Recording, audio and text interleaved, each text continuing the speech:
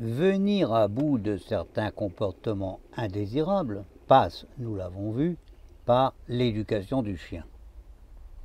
Dit comme cela, tout paraît simple. Mais un chien bien éduqué, est-ce vraiment cela que voulait son propriétaire? Nous vous avions promis de vous en parler lors d'un entretien précédent. Eh bien, c'est ce que nous vous proposons de faire aujourd'hui. Prime, et sans d'ailleurs que l'on ait eu quoi que ce soit à faire pour cela, le chien se fiche complètement qu'on le laisse seul à la maison 5 minutes ou même la demi-journée.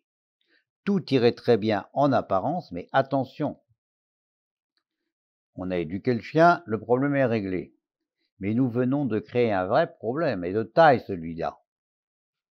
En gagnant ce comportement de grand garçon, le chien vient de faire perdre à ses maîtres un chien qui avait un comportement de petit garçon, voire de grand bébé. Vous et moi, on aurait tendance à qualifier ce comportement de grand bébé d'attardé, mais bon, ils trouvaient cela tellement adorable. Autrement dit, on leur a fait un chien grand garçon, c'est peut-être pas ce qu'au fond ils souhaitaient. Ils risquent d'être un peu déçus. Beaucoup et plus que le grand garçon que nous avons produit. Oui, le chien n'aboie plus. Oui, c'est vrai, mais il y a tout le reste. Alors, est-ce qu'il faut choisir? Eh bien, oui, il faut choisir. Ou bien on a un grand garçon et des voisins contents, ou on a un bébé et des soucis de voisinage. Finalement, c'est le voisinage qui décide. Mais est-ce réellement satisfaisant?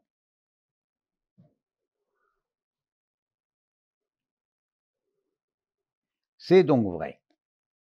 Beaucoup de gens ne donnent pas à leur chien une éducation correcte, non pas tant parce qu'ils ne savent pas qu'ils devraient le faire, mais tout simplement parce qu'ils n'ont pas réellement envie de le faire. Au début de mon exercice professionnel, je pensais que ce fait était lié à la piètre opinion que ma génération, et plus encore celles qui l'ont suivi, se faisait de ce qu'il est de bon ton de considérer comme des valeurs masculines, sous-entendu dépassées. Le sens de l'autorité, le principe hiérarchique, le devoir, la morale et tout le tralala.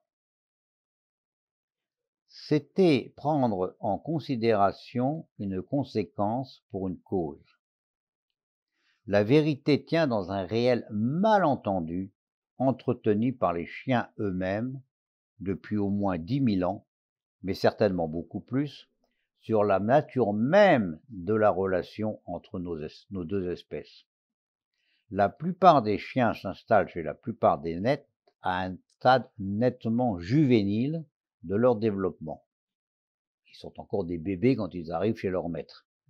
Et c'est à ces juvéniles que les maîtres accordent l'hospitalité, sans sembler se douter qu'une caractéristique spécifique de l'état juvénile, de l'état de jeunes gens ou de bébé, une caractéristique de cet état, c'est qu'il est éphémère.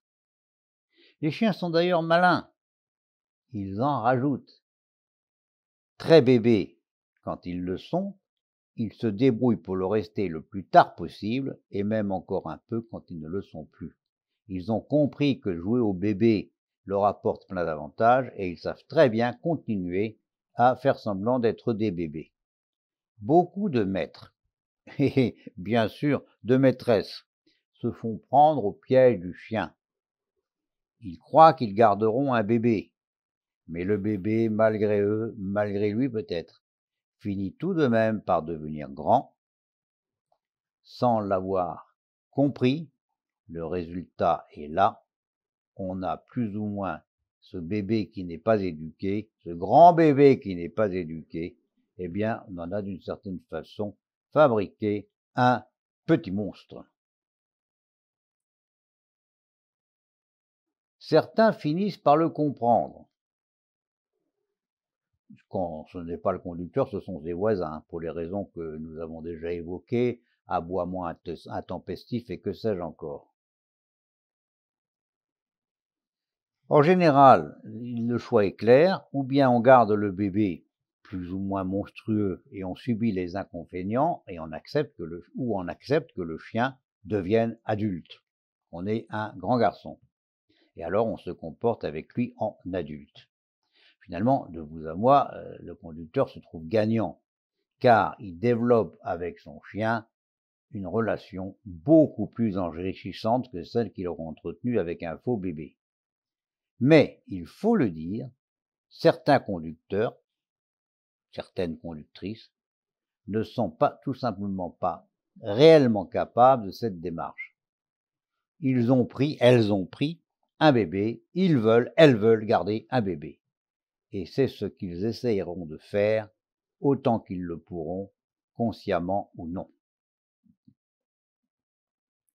Le plus étonnant est que bien souvent, à cause de ce que j'ai déjà signalé, c'est-à-dire la plasticité comportementale du chien, la capacité du chien d'adapter son comportement, il s'établit une sorte d'équilibre.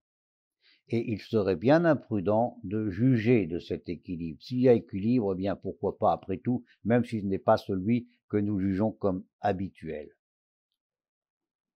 C'est vrai que bien des chiens semblent faire à leurs propriétaires, de notre point de vue, une vie à la limite du supportable. Mais comme je l'ai déjà indiqué dans d'autres livres, qui peut réellement juger du goût des autres? Personne.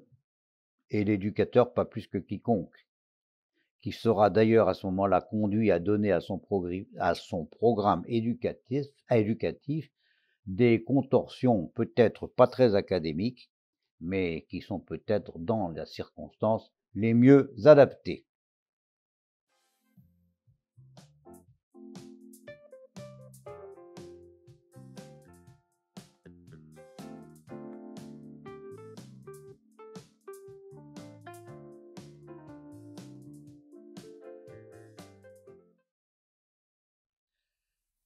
On peut choisir de vivre avec un chien plus ou moins mal élevé, en tout cas jusqu'à un certain point. Et oui, seulement jusqu'à un certain point. Par exemple, c'est difficile d'accepter de vivre avec un chien qu'on n'éduque pas et qui mord. Parlons-en prochainement.